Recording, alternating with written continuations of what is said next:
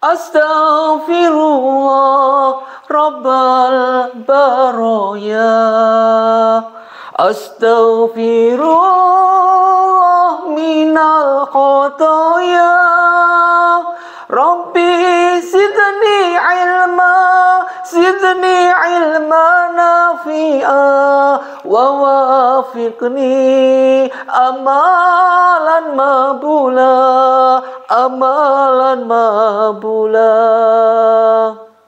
Assalamualaikum warahmatullahi wabarakatuh.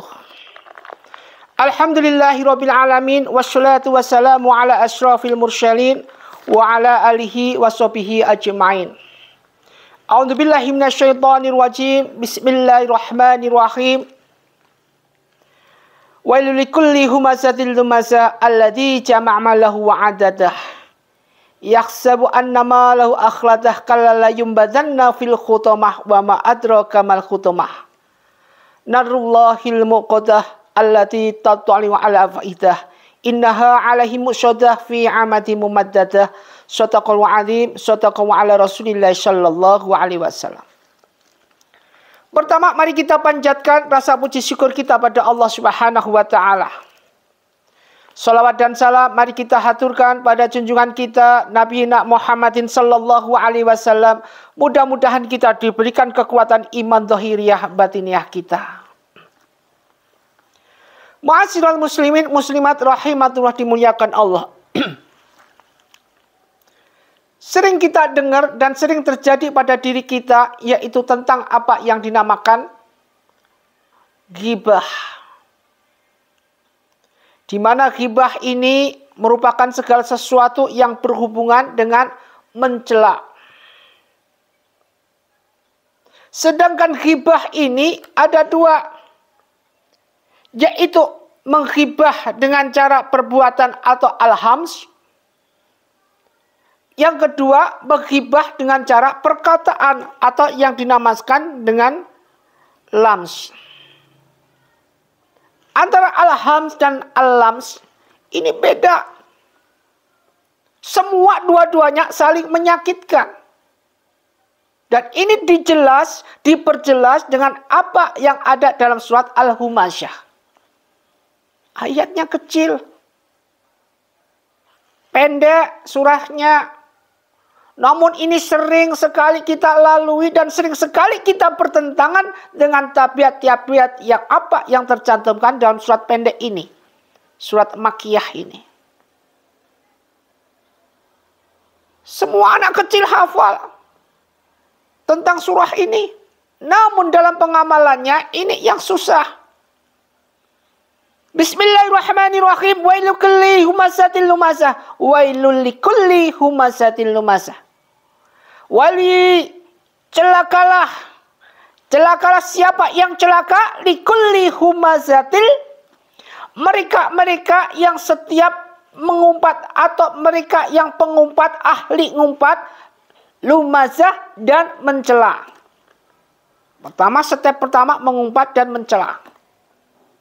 Ini adalah bentuk bagian dari ghibah, baik ghibah hams maupun al-lams.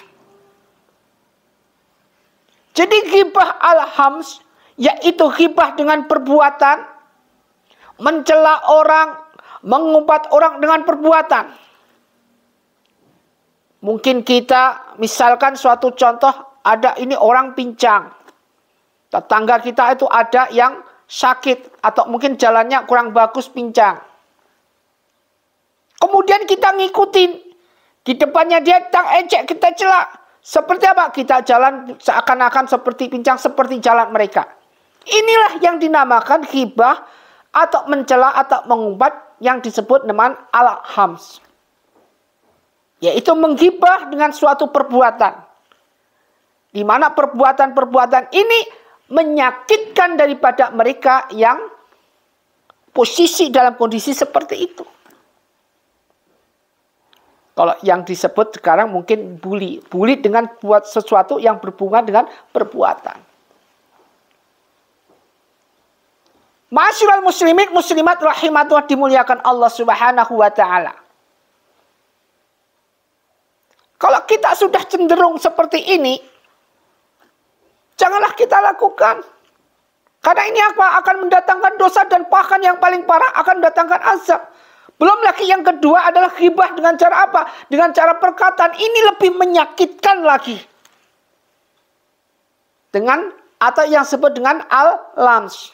Antara al-hams dan lams ini kalau disatukan, menggibah atau mengumpat mencela mereka yang dalam kondisi perbuatan iya sambil perkataan iya, dua-duanya kalau digabungkan udah komplit penderitaannya ini.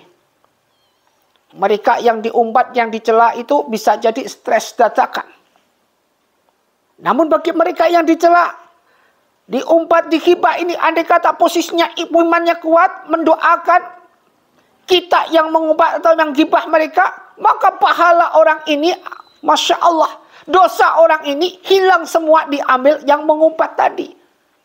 Kita ngumpatin orang, kita nyela orang, kita ghibah orang, maka pahala-pahala orang itu bertambah banyak. Pahala yang kita punya pindah ke mereka, dosa yang mereka punya pindah ke kita.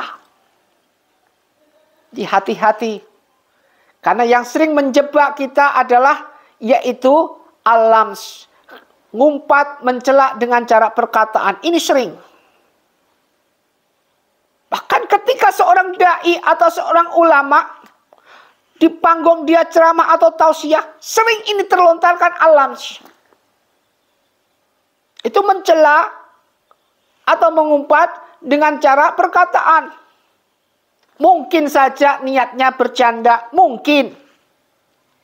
Mungkin aja niatnya guyonan, mungkin. Namun pada mereka yang tersinggung, menyebabkan mereka sampai tersinggung, atau mungkin perkataannya tadi seorang tausiah, seorang penceramah ini sampai menyinggung perasaan. Ini yang menyebabkan al-lams. Menggibah dengan perkataan, mencela dengan perkataan tanpa sadar.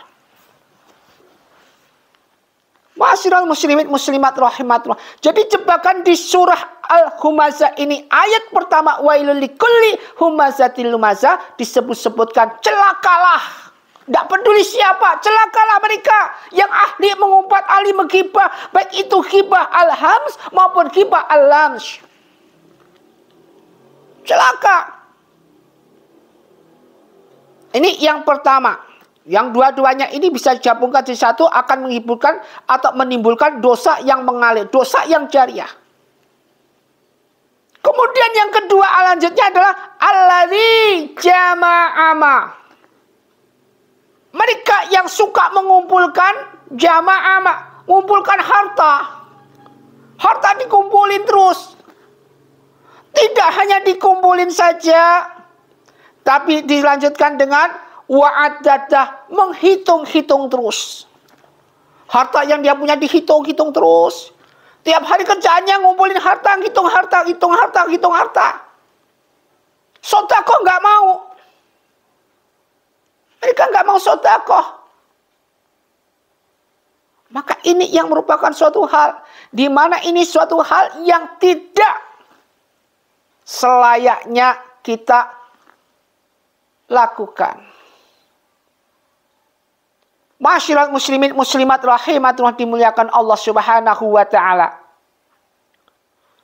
Marilah dengan hal seperti ini kemudian nanti dijelaskan lagi ngerinya bagaimana kondisinya. Mereka yang wailul likulli humazatil lumazah, celaka mereka ini alladzi jama'a malahu adada, celaka mereka juga ini hitung harta,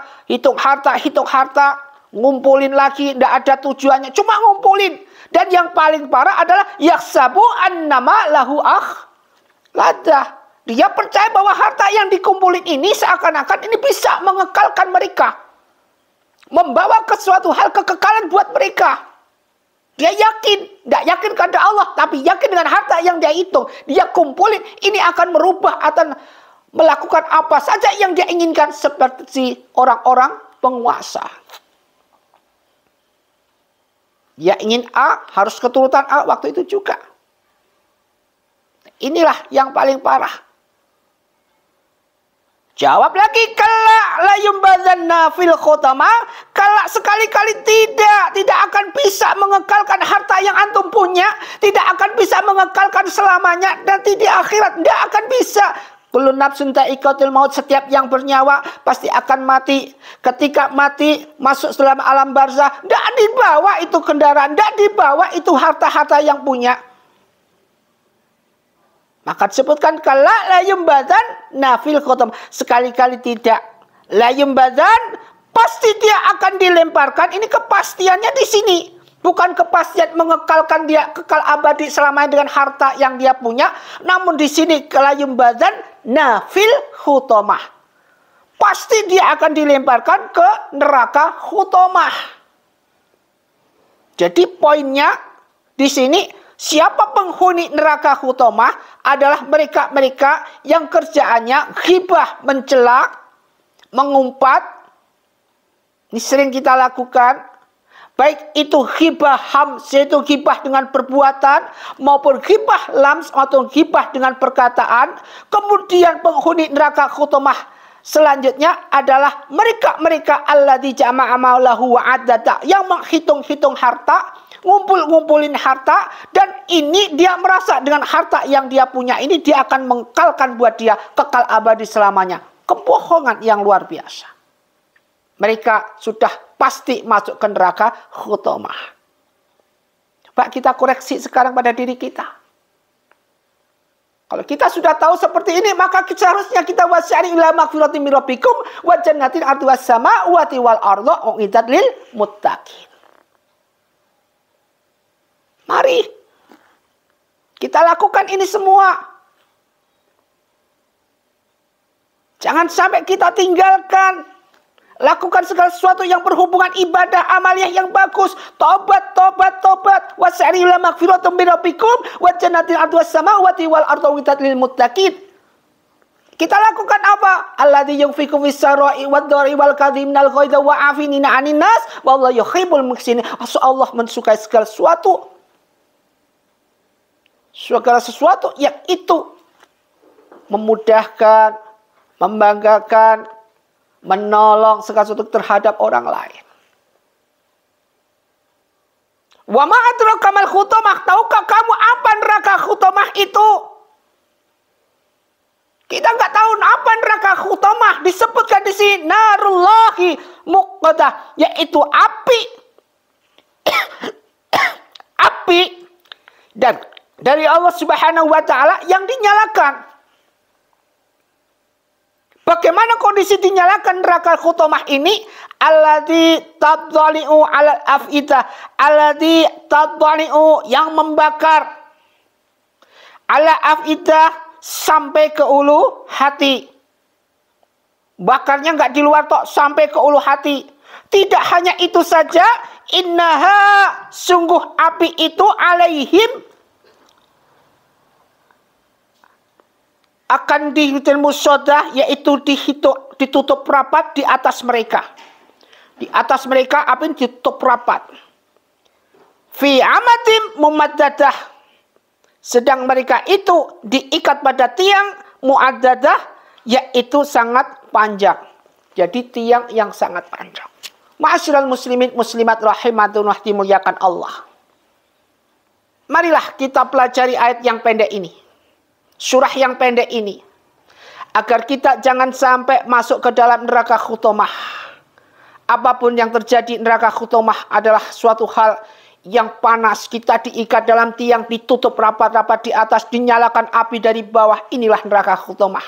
Dan Allah ciptakan buat mereka yang ahli ghibah, ahli menghitung-hitung harta. Innahu li hubbil khairi lasadid. Janganlah kita mencintai harta berlebihan. Semua adalah fata morgana. Boleh punya harta, namun jangan sampai kita terjebak dalam limbah semuanya itu.